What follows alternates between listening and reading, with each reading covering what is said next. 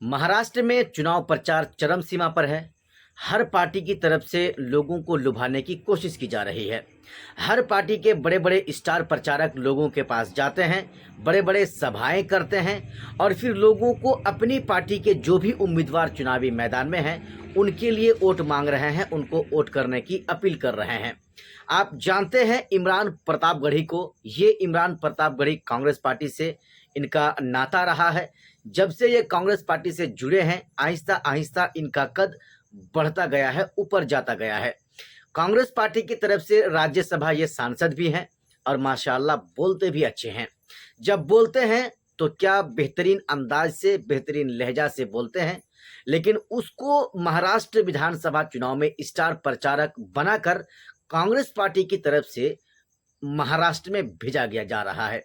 महाराष्ट्र में अलग अलग जगह में वो सभाएं कर रहे हैं, अलग अलग जगह में बड़े बड़े प्रोग्राम में जाकर लोगों को कांग्रेस पार्टी के साथ जिनका भी गठबंधन है यानी कि एमवीए गठबंधन को वोट करने की वहां पर वो अपील कर रहे हैं। आप जानते हैं कि अबू आसिम आजमी एमवीए गठबंधन की तरफ से यानी समाजवादी पार्टी का एक नेता है जो मानखुर्द विधानसभा से विधायक भी हैं और इस बार विधानसभा के चुनाव भी लड़ रहे हैं। आप जानते हैं कि उसी मानखुर्द विधानसभा से अबू आसिम आजमी के खिलाफ ऑल इंडिया मजलिस इत्तेहादुल मुस्लिमीन ने अतीक खान को चुनावी मैदान में उसका मुंह तोड़ जवाब देने के लिए उतारा भी गया है।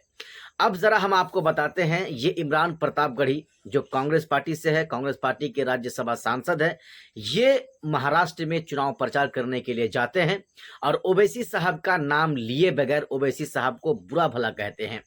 यहां तक वो कह देते हैं कि ये लोग कौन है जो महज 5,000 10,000 वोट काटेगा, लेकिन ये पतंग आसमान में उड़ रहा है, लेकिन नीचे उनका डोर किसके हाथ में है ये हम सब जानते हैं और आप सब भी जानते हैं। उन्होंने यहाँ तक कह दिया कि इन लोगों से कुछ होने वाला नहीं है, ये सिर्फ महज 5,000 10,000 वोट काटेंगे, इसीलिए आपको इत्तेहाद होकर, आपको एक तरफा होकर, आपको मुत्तहिदा तौर पर कांग्रेस पार्टी यानी एमवीए गठबंधन के उम्मीदवार को आपको वोट करना है।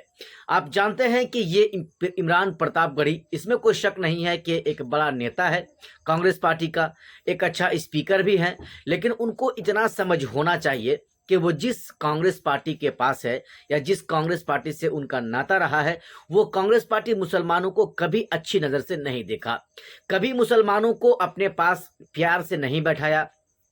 कुछ ऐसे नेता हैं जैसे इमरान प्रतापगढ़ी और भी उसके जैसे और कई मुस्लिम बड़े बड़े चेहरे हैं, इन लोगों को सिर्फ इस्तेमाल करने के लिए कांग्रेस पार्टी अपने साथ रखी है।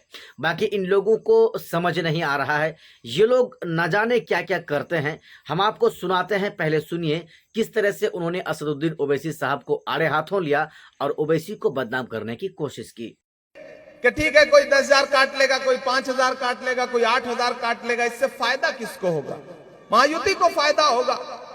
तो एक एक इस मुश्किल दौर में जब लड़ाई जमहूरियत को बचाने की, आईन को बचाने की है, तो फिर तो एक्सपेरिमेंट करने का टाइम नहीं है। हमें पता है बहुत बुलंद फजा में तेरी पतंग सही, मुझे पता है मगर डोर किसके हाथ में है, तो वो आप सबको भी पता है। इतने दिन में तो देख ही लिया आप सबने भी। तो फिर मांझे में उंगली फंसाने का क्या मतलब है? कोई मतलब नहीं। सच बता रहा हूं, सच बता रहा हूं, दिल से कह रहा हूं, खुदा को हाजिर नाजिर जान के कह रहा हूं। मुझे पता है मगर डोर किसके हाथ में, मैं जानता हूं। लेकिन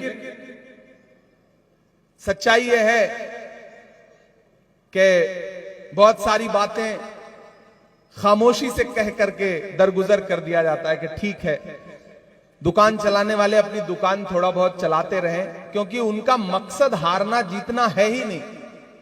एक सौदा है, उस सौदे में थोड़ा बहुत फायदा हो जा रहा है, लोग अपना फायदा उठा ले रहे हैं, बस उतने के लिए ही वो कर भी रहे हैं, उससे ज्यादा कर भी नहीं रहे हैं। अगर आपको यह लगता है कि लंबी लंबी बातें हैं, लंबी लंबी तकरीरों में बस जान दे देंगे, तो ऐसा कुछ है नहीं।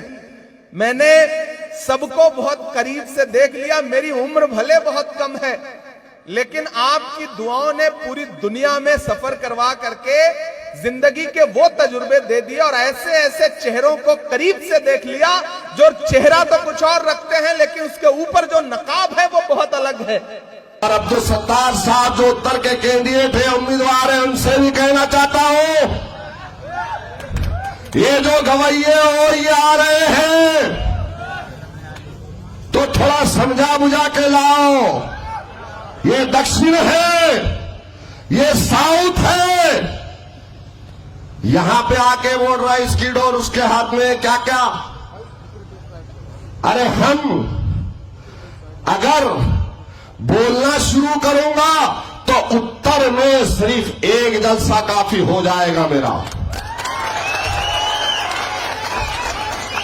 सही बोलो गलत बोलो, सही कह रहा हूं गलत कह रहा हूं। अरे मौका मजलिस ने दिया, कुर्बानी मजलिस ने दी। फेरोज लाला ने 42-43,000 वोट वहां से लिए थे, हबीब बागवान ने 35,000 वोट दिए थे। लेकिन अब्दुल सत्तार साहब, एहसान का बदला एहसान फरामोशी से मत चुकाओ, एहसान का बदला एहसान पे चुकाओ। स्कूल आ रहे दक्षिण में नहीं लाना। ये आखिरी मर्तबा कह रहा हूं, कोई गवैया, कोई टकला यहां पे नहीं आना दक्षिण में, वरना अभी दो लूले भाई आने वाले उत्तर में सभा लूंगा। मौका किसने दिया? कौन दिया? मजलिस ने मौका दिया, हमने मौका दिया। तो एहसान का बदला तो एहसान से चुकाओ ना, हमको मजबूर मत करो। हमने अभी तक नहीं बोला, आगाज तुमने किया है, अंजाम हम पहुंचा सकते हैं अंजाम तक तुमको। मजलिस की फितरत में मेरे भाई नहीं है, हम किसी को छेड़ते नहीं है। और कोई छेड़ता है, कोई छेड़ता है तो जुबैर भाई भी बोल रहे माशाअल्लाह, छेड़ने वाले को मजलिस छोड़ती नहीं है। पहले हम किसी को छेड़ते नहीं है। यहां पर मीडिया के लोग हैं, ये इस पैगाम को जरूर पहुंचाएंगे अब्दुल सत्तार साहब तक।